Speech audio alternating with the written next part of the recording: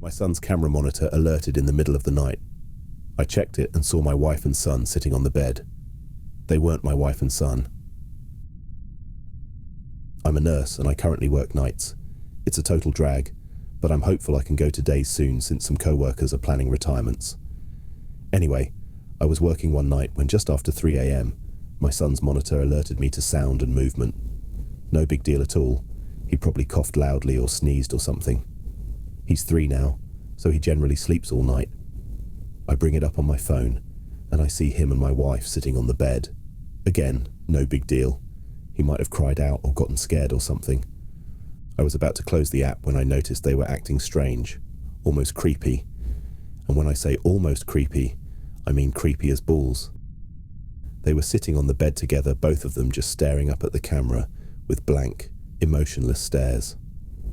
The night vision is black and white, so they had white, eerie-looking eyes. They didn't move at all aside from their visible breathing. They just sat there staring at the camera. I close the app and give my wife a call to make sure everything is okay. I never get to call home on lunch, so in a way this is kind of nice to get to talk to my family while at work. It rings a couple times before she answers with a very groggy, "Hello?" It was like she was dead asleep when I called, and she looked wide awake when on the camera. "Hey, you guys okay?" "Huh?" "Yeah. Buddy," which is my son's nickname, came in like 15 minutes ago. Seemed scared, so I said he could sleep with Mama. I'm confused here since I saw them in his room a minute ago. Literally 60 seconds had passed since I closed the app and made the call. "Wait, so you guys are in bed?" "Yeah, I fell back asleep right away." "Everything okay?" "Everybody keeps waking me up." She's kind of annoyed. "Hang on a sec." I put her on speaker and bring up the app, hoping I don't see it. When the app loads, I get that pang of intense nervousness in my stomach that I haven't had in a long time, since I was a kid in school, and realized while I was eating breakfast, a paper or something was due that day, and I hadn't done it. My heart leaps into my throat. My wife and son are sitting on his bed looking up at the camera, same emotionless stares. "Hello? You guys are in bed, right?" "Yeah, we're trying to sleep." I'm looking at the camera, and I see you two sitting on his bed. "What?" "No, we're in our bed." "I know that's what you mean, but I'm looking at his bed and you two are in there." "Hang on," she says. She's quiet for a sec, while she brings up the camera on her phone. I hear this guttural, terrified gasp, like she had sucked all the air in the room into her lungs, filling them to capacity. I don't hear this kind of gasp from my wife often, usually only when she's truly afraid, like during a jump scare in a movie, or one time when we turned her back on our son for literally a second, and he was down by the mailbox, inches from the road. I hear rustling of sheets, and the line goes dead. Of course, now I'm absolutely terrified myself, so I immediately call back. It goes to voicemail, so I call again. I call again and again, with no answer. Finally, after about 4 minutes, she calls me. I tell you that 4 minutes felt like 40 years. "Hey, what's happening?" I ask. She's absolutely hysterical and crying. I can't understand a word she says. "Stop. Slow down for just a second," I say. She slows down enough to explain they are in the car and driving to her parents. She looked at the camera, and when she saw what was on it, she got up and grabbed our son and rushed downstairs and out the door, didn't even close the garage. "Don't worry about it," I said. "I'll drive by when I get off and close it. We live in a generally safe neighborhood, so I'm not too concerned the door is up." "You will not go in there," she says. "Hell no," I said. "Why are we on the camera?" she asked. "Is it a recording?" "I don't know," I said. "I'm going to keep watching it and see if there's anything I can tell. Do our code words with Buddy." We have code words because we're nerds. We've seen too many pod people and imposter movies, so we decided a long time ago to make code words with each other to be able to tell if one of us was an imposter. We have a couple code words, but we also have a 3-sentence story we recite together, each saying a different part alternately of each other. I hear her on the phone saying the things we taught our son. He giggles as he says them. He does every time we practice, since he thinks they're a joke and doesn't have any idea of the real meaning. We're both convinced he's our son. My wife then says our part, and I'm convinced she's her. We made up these words as a complete joke to ourselves. I never once in my life ever imagined we'd actually need them. Unreal. She got to her parents safely, and it was hard to hang up. I told her we'll figure it out in the morning, hopefully just a glitch.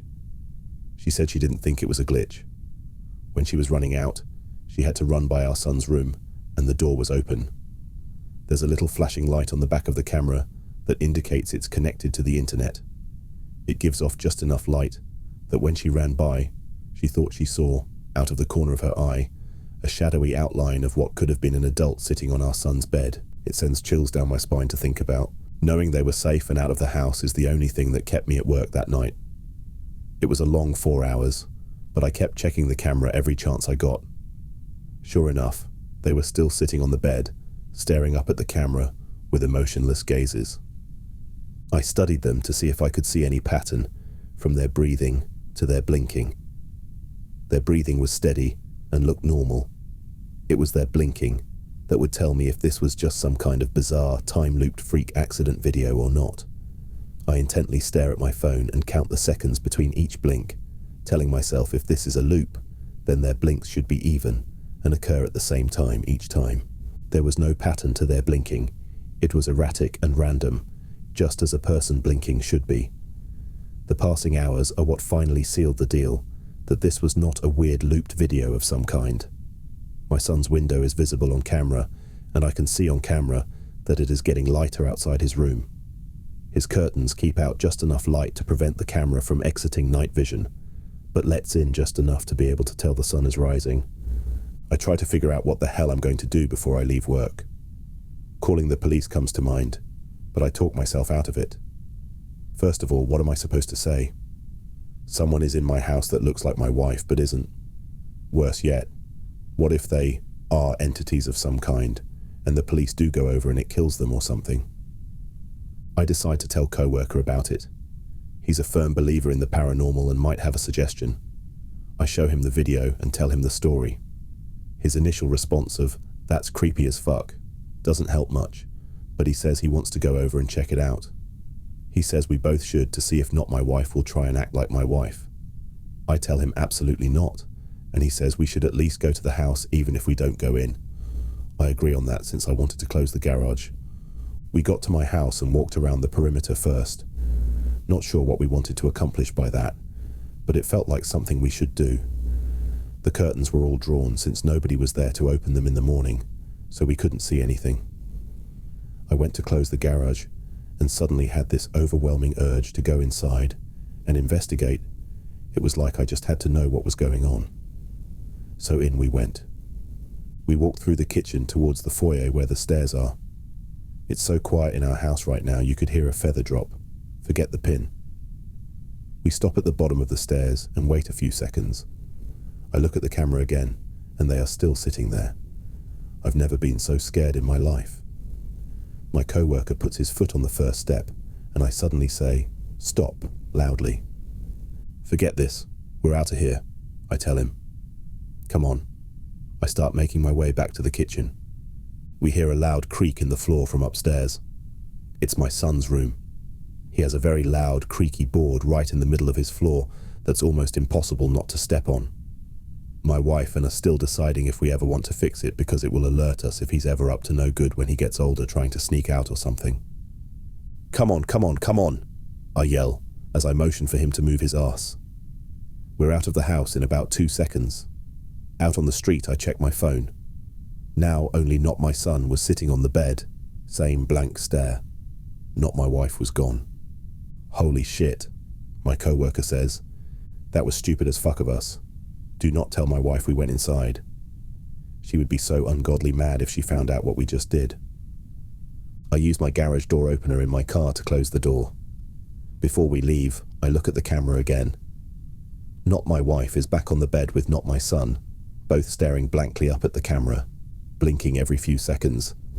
That was all about 4 days ago now. Not My Wife and Not My Son are still sitting on the bed, staring up at the camera. They haven't moved a millimeter. We obviously haven't gone back to our house. What do we do? My son's camera monitor alerted in the middle of the night. I checked it and saw my wife and son sitting on the bed. They weren't my wife and son. Part 2. I'm sorry it's taken so long. It's been an emotional month. I felt like I'm losing my mind, or already lost it. I've been in the hospital for 3 weeks. You'll remember I left off at my wife's parents' house, not sure what the hell to do. My wife and I argued about it.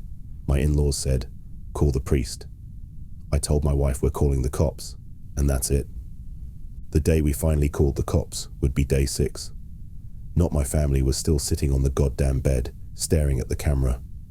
I told the dispatcher there were intruders in my house, leaving out the part where they looked exactly like my family.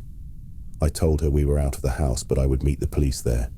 She dispatched 2 units. My wife begged me not to go. I told her I had to be there. I had a foolproof plan. I would take her mom's iPhone and FaceTime with my wife while showing the police the camera on my phone. They would see, this is a fucked up situation, and hopefully proceed with caution. My co-worker friend said he would come with me as well. My friend and I beat the cops to my house. Like most of you mentioned in the comments previously, I was packing heat. I have a concealed carry, so I had my 1911-45 on me. I was not concerned this would bother the cops, as I was going to inform them of my permit and that I was currently carrying. What I wasn't going to tell them was that I had my father-in-law's AR-15 in my trunk. It's almost funny how many of you mentioned that was the way to go in my previous entry. I didn't plan on telling the cops about it because I was not planning on needing it. They would come armed and prepared. They showed up, and I let them know I was armed, and then enacted my plan. I initially told them the story. They looked at each other like I was crazy, and they didn't believe me. I FaceTimed my wife, so they could see she was in fact not in the house despite what our camera was showing. They still didn't seem to believe me, but this did pique their interest. I hung up with my wife and told her I'd call her back as soon as we knew something. "So now we're sure this isn't a recording," an officer stated, repeating what I said. "It's not. The day-night cycle has changed every day. Their blinking is erratic and not cyclical like it was a repeat," I said. "I know it's a stupid question, but your wife isn't a twin?" the other officer asked. I told him no. My friend spoke up. "I have an idea. Turn the volume up. I'll go throw a pebble at the window." He went around back while I turned up the volume to the max. "Okay, I'm tossing." We heard the light tick sound from outside, but the 1-second delay on the camera came in loud and clear through my phone.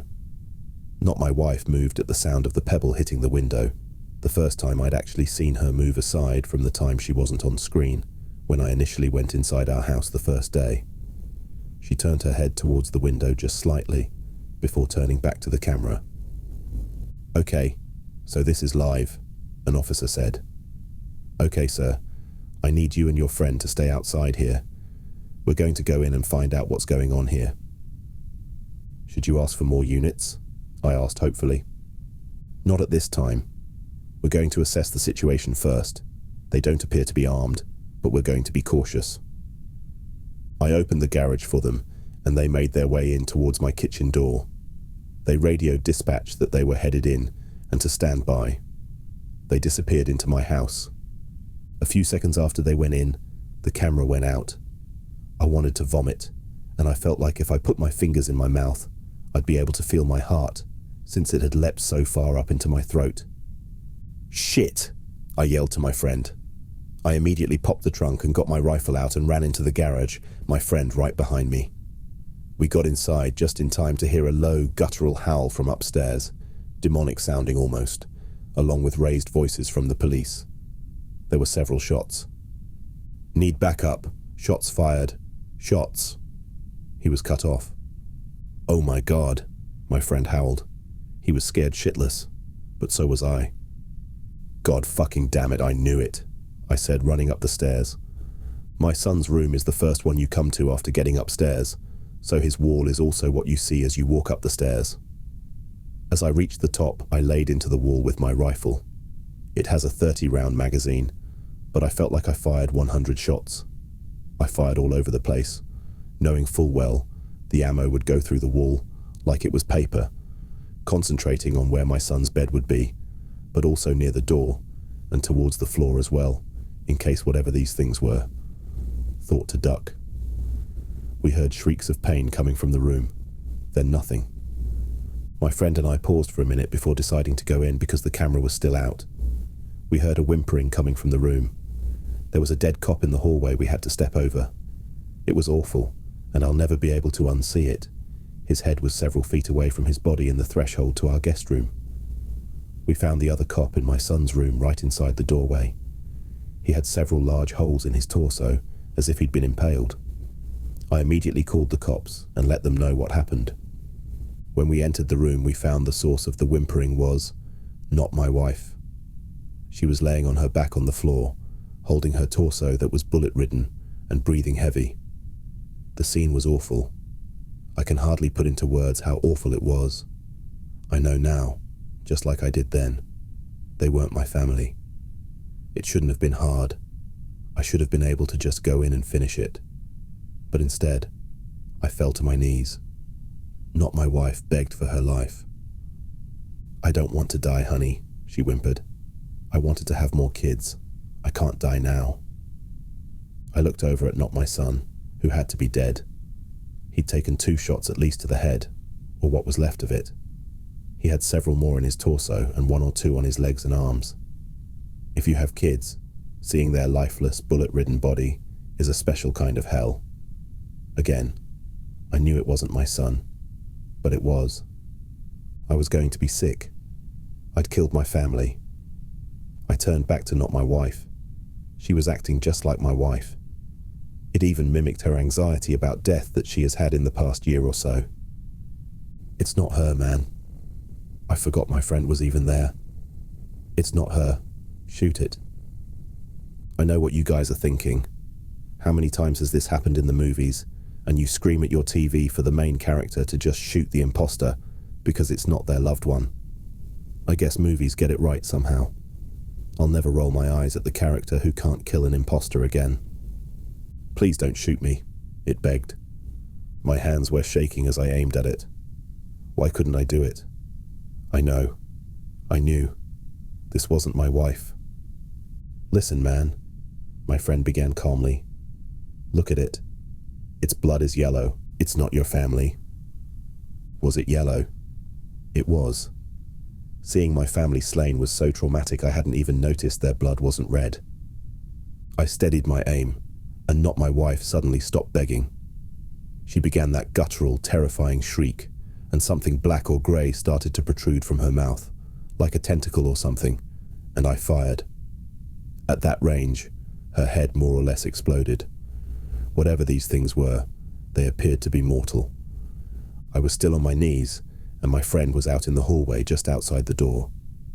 We heard the sounds of approaching police sirens. It seemed like it had been hours, but it had only been about 5 minutes since the police had gone in. My friend went downstairs to let the police know what to expect. I stood up and slowly made my way into the hallway. I was lightheaded and felt like I was going to be sick. My bedroom is adjacent to my son's, so the doorway is about a foot to the right of my son's doorway. My door was closed, but as I exited my son's room, my door opened. Not Me walked out into the hallway, wearing exactly the same thing I was at that time. I was shocked in place. I couldn't move, but it did. It walked towards me, and its right arm turned black and morphed into what appeared to be a tentacle. It was wiggling around like a squid or octopus appendage. When he thrust his arm at me, it solidified and impaled me through my abdomen. It then stabbed me in the left leg, just above the kneecap. I fell to the ground in pain. Its tentacle arm was wiggling again. "Why did you kill my family?" it asked. When it spoke, its voice changed pitch several times. It was my voice, then much deeper, then normal again. It alternated several times saying that one sentence. It moved in closer. The rifle was gone, but I still had my .45. I pulled it out and got a shot off in its right knee. It howled. As Not Me fell to his knee, I fired a couple more shots, getting 2 into its abdomen and left side of its ribs. It breathed heavily for a few seconds before I used the last of my strength to aim proper and shot Not Me in the face. Its blood was also yellow. I lay there bleeding out, thinking this was it for sure. I still had some strength from adrenaline kicking in, so I took my belt off and tried to make a tourniquet for my leg. With my stomach injury, it was hard to give it a good yank to tighten it. I then took my shirt off and balled it up and packed my stomach wound and applied as much pressure as I could. Being a nurse probably saved my life. I passed out, but the measures I took must have kept me alive long enough for EMS to arrive. I heard raised voices and the sound of pounding coming up the stairs before I went out. It was probably a cop, but I felt pressure from somebody trying to keep my wound packed before I went out. I was in and out of consciousness as EMS arrived, along with probably every cop in the city. I was wheeled downstairs and put in an ambulance, but while I was being loaded onto the gurney upstairs, I heard cops freaking out, and rightfully so. They'd lost 2 brothers, and there were 3 other bodies. Did he kill his brother? Are they twins? Probably referring to not me's dead body. Or his whole family. Put him on armed guard while at the hospital. He'll probably be getting charged. As I was getting placed into the ambulance, I saw my friend talking to a group of about 10 cops, all listening very intently to what he was saying. I went out again in the ambulance. I woke up in the ER. My wounds had been treated. The tentacle hadn't been more than a few inches wide, so it was just slightly larger than a large knife. They'd sewn me up, and I found that I was currently receiving a blood transfusion due to blood loss at my home. My wife had authorized them to do whatever they had needed while I was unconscious. She was also extremely pissed that I went in the house. We're okay now, but that's a story for another day. I was in the hospital for 3 weeks since I ended up getting an infection and almost went septic. I needed quite a few antibiotics. For the entire 3 weeks, I had cops in my room with questions. After about a week, they released me and no longer had me under armed guard. I told them absolutely everything, not caring if it made sense or not, and thank God my friend had come with me, since he was able to corroborate this weird story. Midway through my hospital stay, men with suits came to pay me a visit. They were government. I knew right away. They said they were FBI, but I don't know if I believe that. They wanted to talk about not my family. The police chief and the coroner were involved, and it was very hush-hush. They made it clear this was not to get out to the public. This is where I have to apologize, probably, for an anticlimactic ending to this ordeal. I don't know what not me and my family were. Neither do they. The only thing we know is that they were sentient creatures that looked like us and had yellow blood. I begged the coroner to tell me about their autopsies, but he said he wasn't allowed to say. He must have felt bad for me, since I received a bouquet of flowers a couple days later. The card inside the envelope read, "We don't know what they are. They have the same organs we do, but in different parts of their body, aside from their brain. But what's red and pink inside us is green and yellow inside them. They're humanoid creatures, but whatever they are, they aren't human. The government thinks they may be extraterrestrial. Destroy this letter ASAP." We had our house professionally cleaned. It was almost surely a government team, since they contacted us on behalf of the police. We could not find any Google reviews or website for the company online. My wife and I are not going to go back to our house. We would love to burn it down, but there's no way to do that, and avoid suspicion of arson at this point. We'll end up taking a huge loss on the property, since everyone in our neighborhood knows there was an incident involving multiple deaths in the house, but don't know what actually happened. It'll be hard to sell, but eventually it will. We're going to move on from here. I told everyone at work this was a home invasion, and they bought it. I'll go back to work in a couple weeks, and we'll start looking for a new house. Again, I'm sorry. I know everyone wanted a concrete ending, and to know exactly what the fuck those things were. But we just don't know. Aliens sounds good to me. I've been thinking if they were supernatural or actual demons, gunfire wouldn't have been able to kill them. It's just hard to say. If they were aliens, why did they just sit there and creep in our house for a week? They didn't even try to take over our lives. It's hard to wrap my head around. If it is aliens, keep your eyes peeled out there. There could be more of them.